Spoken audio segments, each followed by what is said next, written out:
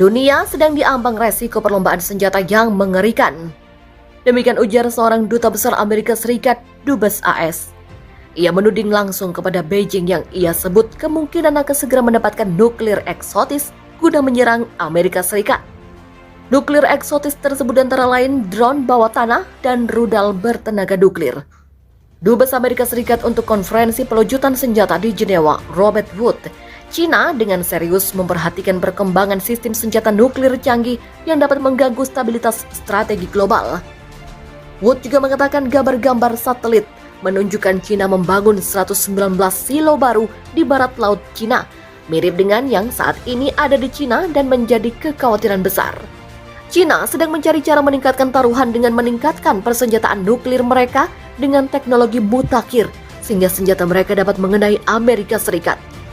Pentagon memperkirakan tahun lalu jika China telah memiliki lebih dari 200 hulu ledak nuklir dan sedang mencari cara menggandakan angka itu. Dan ini bukanlah China 10 tahun yang lalu. Ia menambahkan negara adidaya ekonomi timur jauh itu kini mengejar senjata mirip dengan sistem persenjataan nuklir yang telah dikejar oleh Rusia. Rusia kini memiliki cara baru melawan sistem pertahanan senjata balistik Amerika Serikat, termasuk dengan nuklir eksotis seperti drone bawah tanah bersenjata nuklir dan rudal jelajah, serta Wood mencurigai China mengikuti cara itu.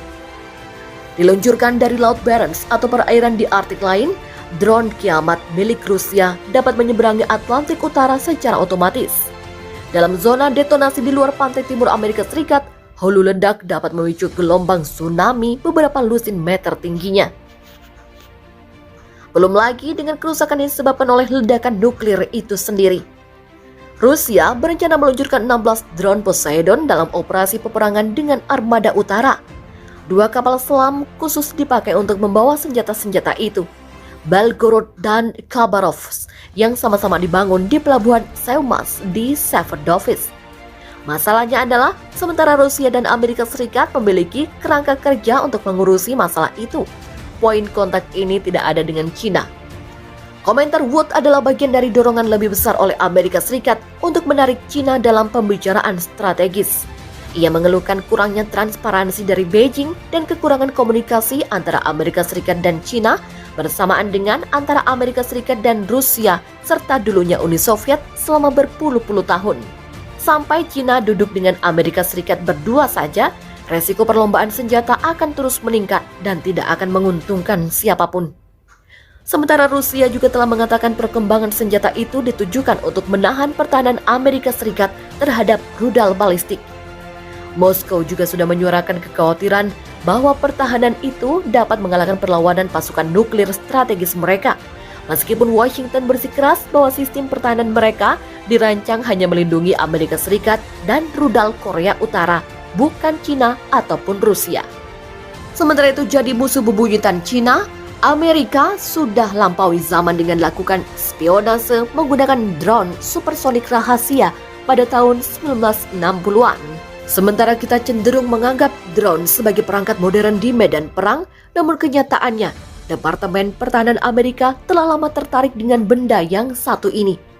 Faktanya, untuk waktu yang singkat di tahun 1960-an, pesawat tak berawak supersonik Amerika yang terbang tinggi sudah melakukan pengintaian di atas China. Pada Mei tahun 1960, Amerika Serikat berada di persimpangan jalan. Seorang pilot CIA bernama Francis Gary Powers menerbangkan U-2 spy plane Amerika dan kemudian ditembak jatuh di atas Uni Soviet pada awal bulan.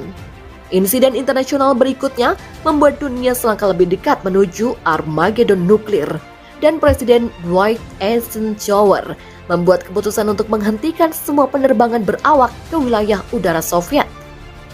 Dengan teknologi satelit pengintai yang sedang dikembangkan, Skunk Works Lockheed mulai melakukan penerbangan tanpa awak di atas Uni Soviet. Pada bulan Oktober 1962, insinyur legendaris Kelly Johnson yang karirnya termasuk merancang U-2 spy plane dan SR-71 Blackbird mulai bekerja merancang apa yang kemudian disebut D-21. Persyaratan yang diberikan kepada Johnson oleh CIA dan Angkatan Udara Amerika Serikat sangat ekstrim, yakni drone harus mencapai kecepatan Mach 3,3 hingga 3,5, ketinggian operasional 87.000 hingga 95.000 kaki, dan membutuhkan jangkauan bahan bakar 3.000 mil laut. Insinyur zaman modern manapun akan memberitahu Anda bahwa proyek semacam itu masih akan menakutkan untuk hari ini. Tetapi Johnson telah berkarir untuk menyelesaikan hal yang tampaknya mustahil. Desain D-21-nya dapat memenuhi semua persyaratan yang ditetapkan untuknya, tetapi untuk mencapai kecepatan setinggi itu di ketinggian seperti itu, dia harus menggunakan mesin ramjet yang tidak dapat berfungsi sampai mesin itu sudah terbang tinggi di langit. Akibatnya, rencana disusun untuk menyebarkan drone dari varian A-12 dijuluki M21 Blackbird.